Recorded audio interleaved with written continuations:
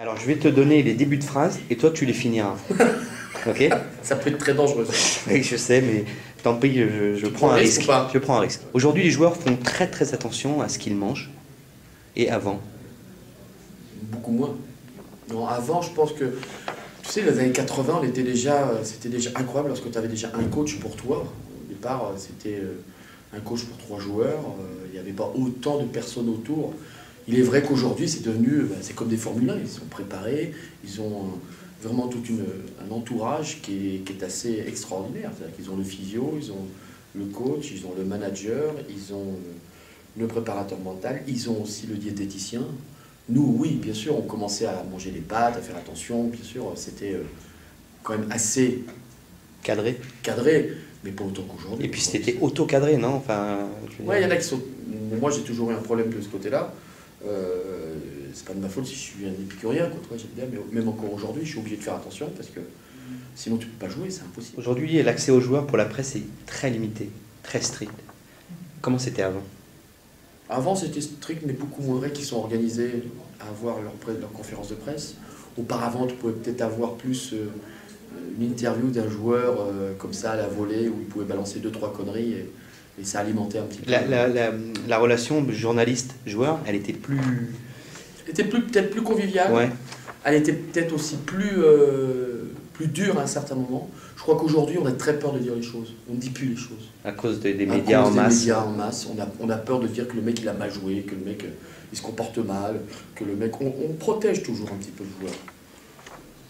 Je trouve qu'il y a d'un côté, c'est bien, mais d'un autre, ça manque un peu de piment, quoi. Aujourd'hui, les joueurs de tennis ont beaucoup d'admiratrices. Et avant? Oh, mais avant, c'était une boucherie. Je trouve qu'aujourd'hui, c'est plus la folie, tu vois. On sait tout sur tout et n'importe quoi, avec l'Internet, comme là, voilà, par exemple, ce qu'on fait. Tu vois, tu cliques, tu sais exactement où est, qui fait quoi.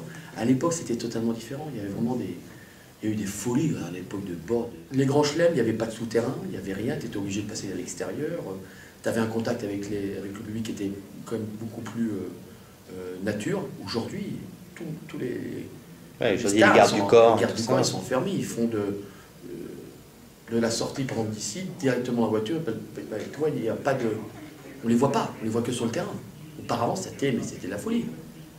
Tu vois, c'est un peu comme à Wimbledon. Wimbledon et Roland Garros, de temps en temps, quand tu te retrouves, on l'escorte.